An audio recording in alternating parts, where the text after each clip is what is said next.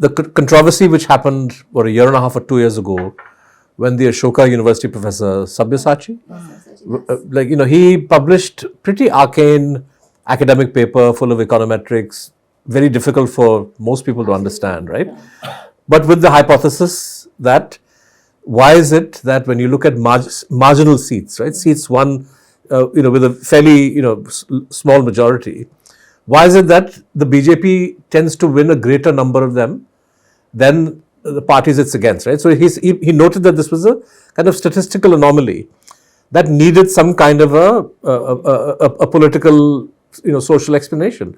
And, the kind of oversized hysteria and hysterical reaction that his paper generated suggests now, in the light of what Rahul Gandhi has presented with a great deal of granularity from this one constituency, that maybe Savyasachi Das was onto something, right? So this, until that paper, all debates about the integrity of the electoral process were revolving around what I considered then and still consider now the red herring of the EVM, right? Ki EVM mein khel hai, EVM mein koi dhandli hai, machine mein koi gadbad hai, and the EC hasn't been fully transparent on the EVMs. That's a separate issue, but I think Savyasachi hit on, was pointing to something that maybe the real play is happening in these marginal constituencies. And he of course was looking at minority.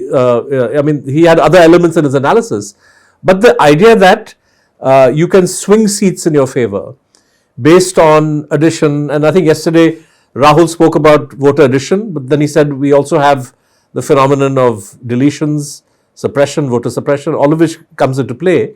But I think that this, I'm now, with the benefit of hindsight, can understand why the BJP went absolutely nuts. And it would have been in the news for a day and then everybody would have forgotten about it. But they leaned on the university leaned on him, they wanted the paper retracted, they wanted the title of the paper changed, all kinds of, unheard of reactions. For what? For a scholarly paper, right? But obviously there was a kernel of truth in his analysis, and now we can see when one constituency's data is blown up in a very sort of well-defined manner by in Rahul Gandhi's press conference, that there is something here. And I think all the more reason why the EC needs to come clean, and I think all the more reason why I would say people who work on elections, who work with data, psephologists, political scientists, they need to speak about this and insist that the EC show a measure of transparency.